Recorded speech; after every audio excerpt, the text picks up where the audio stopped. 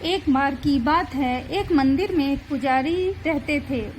उनके साथ उनका एक शिष्य भी गरीबदास भी रहता था। गरीबदास मंदिर की साफ सफाई करता और गाय चराया करता था।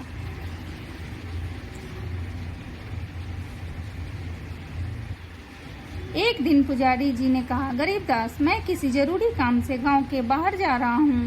तुम मंदिर का ध्यान रखना। जो भी भोजन बनाओ पहले भगवान जी को भोग लगाना, उसके बाद ही खुद खाना। इतना कहकर पुजारी जी चले गए। अगले दिन गरीबदास भोजन बनाकर एक पोटली में बांधा और गायों को लेकर जंगल में गाय चराने चला गया। तो जब वह खुद भोजन करने लगा, उससे पहले भगवान के लिए एक थाली में भोग परोसा और फिर हाथ जोड़कर भगवान से विनती करने लगा कि हे भगवान, जल्दी से आप भोग ग्रहण करें, क्योंकि पुजारी जी ने कहा है जब तक भगवान जी को भोग ना लगाओ तुम भी नहीं खाना।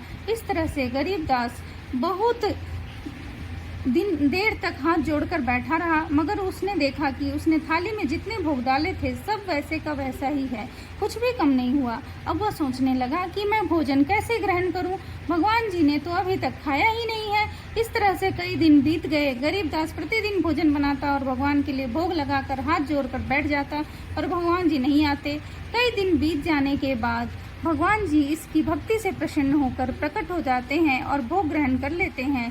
अब गरीबदास जी अपना भोजन ग्रहण कर लेता है।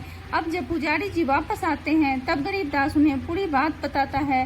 पुजारी जी को जब पता चलता है कि भगवान ने गरीबदास को दर्शन दिया है, तब वह गरीबदास के चरणों में गिर जाते हैं और कहने लगते हैं कि आप धन्य हैं, आपको भगवान ने दर्शन दिए।